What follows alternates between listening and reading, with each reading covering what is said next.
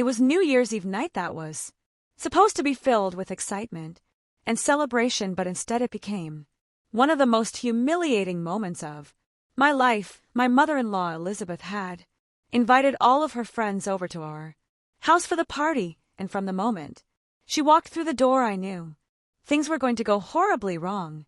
The house was buzzing with chatter and laughter as I darted from one side of the room to the other, making sure everything was in place. Final touches on the decorations, platters of food neatly arranged, the drinks prepared. It had been David's idea to host the party at our house, and though I wasn't exactly thrilled by the thought of entertaining a crowd, I wanted everything to go smoothly. I wanted to make him proud of me. This was our home, and I wanted it to reflect that. When Elizabeth arrived, however, it was as though the room itself shifted. She stepped through the door with all the grace of a queen, her sharp heels clicking against the hardwood floor, demanding attention the way only she could. She made no effort to blend in, no attempt to fit with the others. She was the party. Her red dress clung tightly to her figure, and her flashy rhinestone jewelry sparkled with every movement, catching the light like it was begging to be noticed. But it wasn't just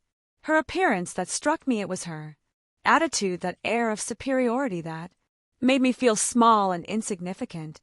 Without even so much as a hello, she scanned the room, her eyes narrowing in on the decorations I had painstakingly put together. She wrinkled her nose and made a loud, exaggerated sound of disapproval. "This is your idea of a party?" she asked, her voice cutting through the hum of conversation. "Looks like a child did this." My stomach sank. I felt the blood rushed to my face, my smile stiffening as I forced myself to stay calm. I did my best to make it nice, I said, but the words felt like they were slipping out of my mouth in slow motion. It was as if every part of me was screaming to stop, to tell her off, but I kept my composure for now. She wasn't done though. "Oh honey," she said in a mocking tone, "your best effort is, well, let's just say it's unique." The fake laugh that followed made everyone in the room paused, and before I knew what, her friends joined in laughing as if I wasn't even standing there. It felt like a punch to the gut, the laugh of the clinking of glasses, the crunch of snacks. It was all so loud. I told myself to hold it together. It was just one night. I'd been through worse. But then she kept going. She commented on everything, the way I looked in my dress, the food I had spent hours planning and cooking, the music I had carefully chosen to set the perfect mood. Each comment felt like a little blade digging deeper, and I wanted to snap. I really did, but I stayed quiet. I was too tired of the fight. Then she crossed a line in the middle of the room. With everyone watching, she pointed at me and let out that horrible laugh of hers. "Why don't you move to the shed?" she sneered, her voice loud and cruel. "That's all you're good for." The room went dead silent for a split second before her friends burst into laughter. It was deafening, the kind of laughter that cuts through you like a knife. I froze, my breath caught in my chest as the weight of what had just happened sank, and I looked at David, hoping for even the smallest sign that he would stand up for me. But no, he was standing there staring blankly at the floor, his face devoid of any emotion. It was worse than the insults. The disappointment in his eyes crushed me in a way I wasn't prepared for. I could feel the sting of tears threatening to fall, and I knew I couldn't stand there any longer. Without a word, I turned on my heels and fled from the room. I heard pounding in my ears. I locked myself in the bedroom, my body trembling as I curled up on the bed, staring at the ceiling. I tried to calm my racing thoughts, to steady my breath, but all I could feel was the raw anger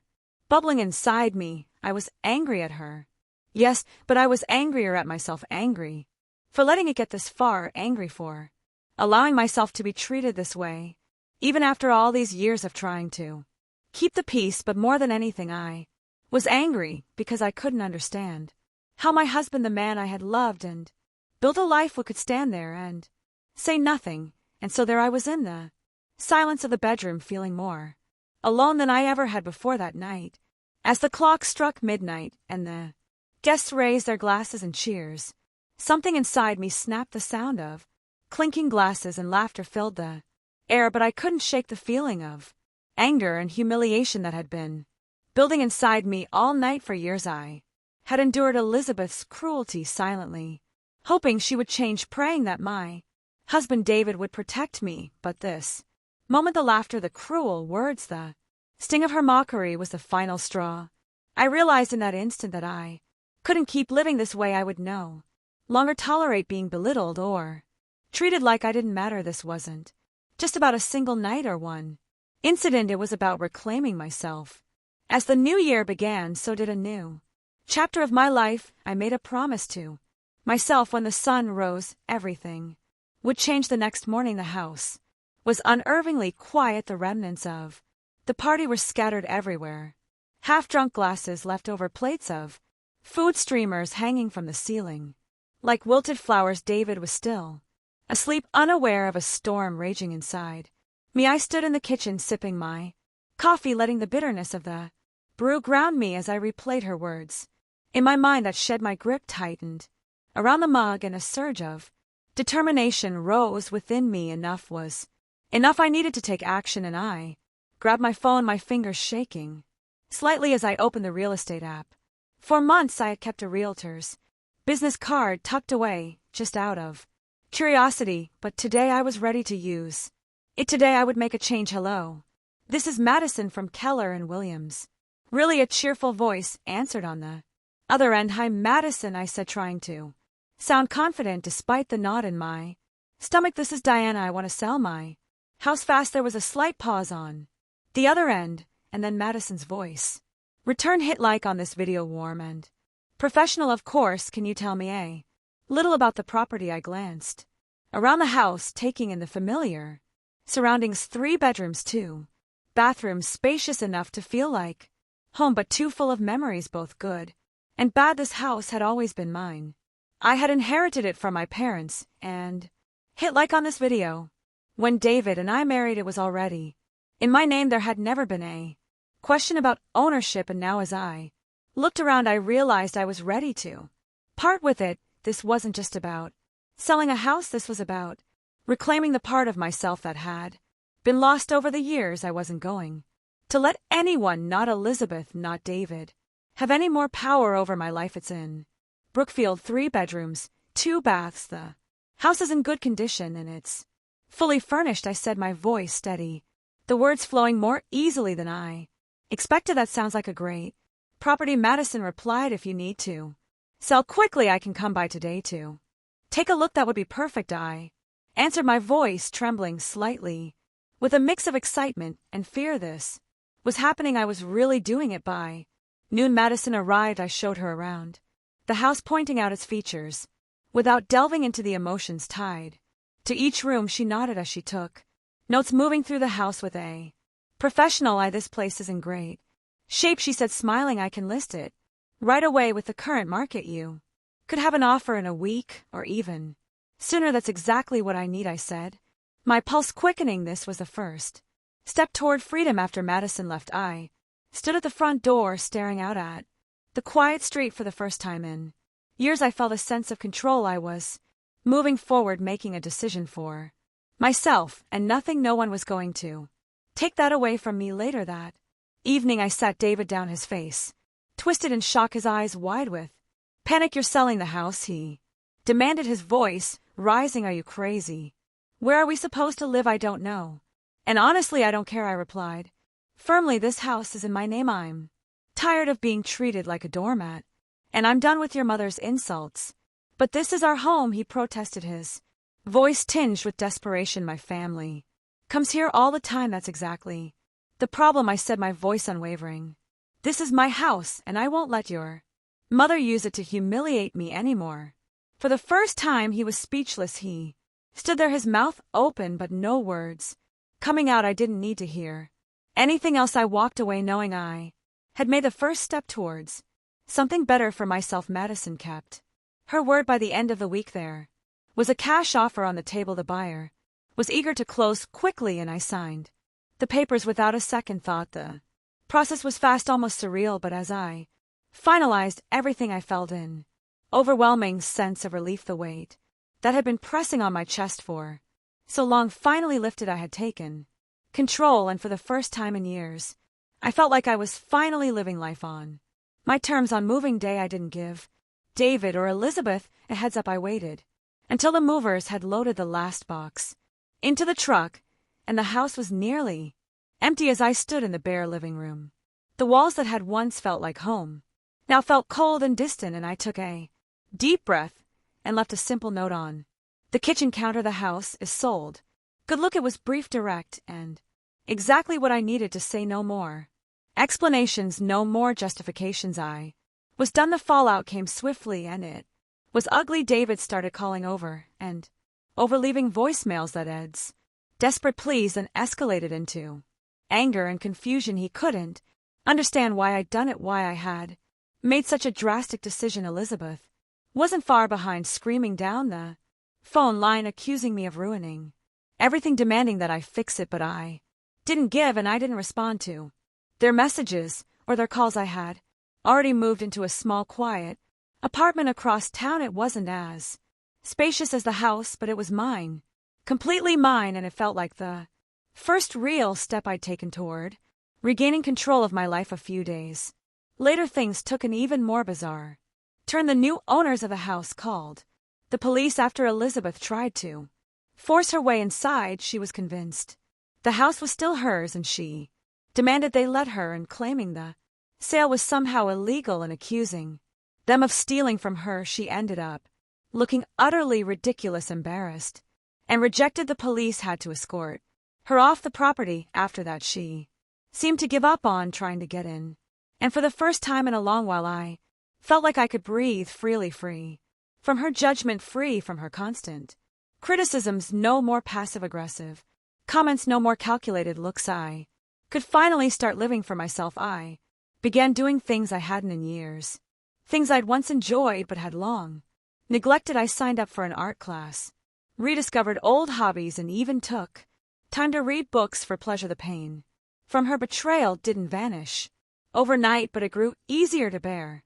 Selling the house wasn't just about leaving behind a place. It was about reclaiming my life, my space, and my sense of dignity. I had taken control, and that felt empowering. One afternoon, I sat on my balcony watching the sunset as the sky melted into shades of orange and pink. A contented smile spread across my face. I had done it. They had tried to break me, but I had risen above it for the first time in a long time. There was peace, no insults, no guilt, just pure freedom. I allowed myself to revel in the quiet joy of it, but of course life wasn't finished with me yet. One morning, as I sipped my coffee and voided the rare quiet of my apartment, my phone, but it was Madison, my real estate agent. Her voice was bright as usual, but there was a tension in it that made my stomach drop. Hello, Diana, I don't want to bother you, but something strange has come up, she said, her tone a bit off. What is it? I asked, already sensing something wasn't right. Madison sighed, frustration clear in her voice. Buyers of your house just contacted me. Someone is trying to claim the property. My heart skipped a beat. Who? I asked, a chill creeping up my spine. It's your mother-in-law, she said, the words almost making me laugh out loud. She's claiming the house was hers, and she's insisting the sale wasn't legal. I couldn't help but chuckle bitterly. That's absurd. The house was in my name. She has no claim to, yet I know. Madison replied, her voice tinged with exasperation, and the new owners have all the proper documentation, and they've already filed a report against her. But I thought you should know. I shook my head in disbelief. It didn't surprise me at all. Elizabeth's sense of entitlement had always been boundless. She was nothing if not relentless in her pursuit of control. I couldn't help but feel a mixture of anger and amusement. As desperate as she was no match for the truth. I hung up with a deep breath, letting the situation sink in. Of course Elizabeth would try something like this. She had to be the center of attention, even at the expense of logic and legality. But this time she was out of options. I was done being her punching bag. The more she pushed, the more she subscribed for more revenge stories, revealed her true character, and this time I wouldn't let her drag me back into her web of manipulation and lies. No matter how hard she tried, I was free, and I wasn't going back. A few days later, I returned from my art class feeling more grounded than I had in ages. As I approached the building, I noticed a figure sitting on The bench outside. At first glance she looked smaller, weaker than I remembered, but there was something in her posture. Subscribe for more revenge stories. Something sharp that made me stop in my tracks. As I got closer I could see it. Clearly the same calculating eyes, the same tense expression. It was Elizabeth. The first squared my shoulders, refusing to show any sign of surprise. "What are you doing here?" I asked, my voice steady, calm though inside I was a whirlwind of emotions. She stood slowly, clutching her purse like a lifeline, her face an unreadable mask of guilt and desperation. "I need to talk to you," she said, her voice shaking with an uncharacteristic tremor. "I don't think we have anything to talk about," I replied, moving toward the door. Trying to keep my composure, my heart raced, but I didn't let her see it. "Wait," she called, her voice cracking, and something about the desperation in her tone made me pause. "Please, Diana, I'm sorry." The words felt foreign coming from her mouth. Elizabeth had never been one to apologize. I stopped, torn between disbelief and curiosity. Could she actually mean it, or was this just another manipulation? "Sorry," why, I asked, turning to face her, my voice as cold as I could manage. I wasn't about to let her off the hook that easily for everything she said, her eyes welling up with tears. "For how I treated you, for what I said at the party. I was wrong." Her face twisted in regret, and for a brief moment I almost believed her, but then the truth hit me. I knew better than to fall for this act. I crossed my arms, watching her closely. "And now you want something, right?" Her face tightened. She couldn't meet my gaze. She nodded, her lips trembling. "The new owners are suing me. They want me to pay damages, and I don't have the money. I thought maybe you could help me." Her voice faltered with fear, and I could see how desperate she had become, but all I felt was disgust. I stared at her in disbelief. "You insulted me. You belittled me. You treated me like I was nothing, and now you think I'll help you. Do you even hear yourself? It's absurd." Her face crumpled and she broke into tears, but I felt nothing, not even a flicker of sympathy. "I have nothing left. Not even your husband talks to me anymore. Please, Diana, I'll do anything," she sobbed. I thought about the years I spent trying to earn her approval, cooking meals for her, hosting her in my home, enduring her cruel comments and veiled insults. I thought about all the sacrifices I'd made just to keep the peace, to keep the family together. "Crime not going to help you," I said, my voice firm, unwavering. "This is all on you." She tried to speak, but I cut her off. "I spent years trying to gain your respect. I bent over backwards for you, opened my home to you, and all you did was tear me down.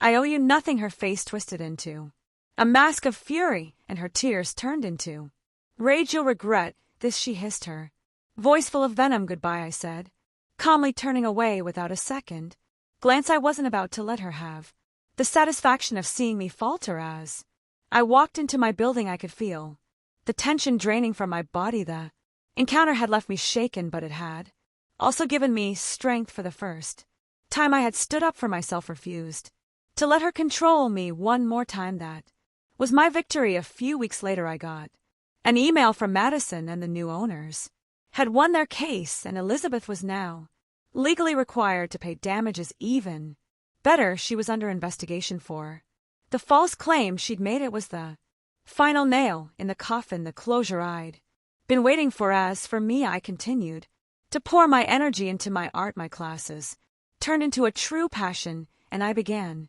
selling my paintings online, something I never imagined I'd have the courage to do. Through the walls of my apartment, filled with vibrant colors, each brushstroke a reflection of a new life I was building for myself, one that was finally free of the toxicity I'd left behind. Every painting was a step forward, a step away from the past, and it felt like the most liberating thing I had ever done. Thanks for watching. If you enjoyed the story, like the video and subscribe to our channel. This is a Twist Vault, where justice always finds its way. See you next time.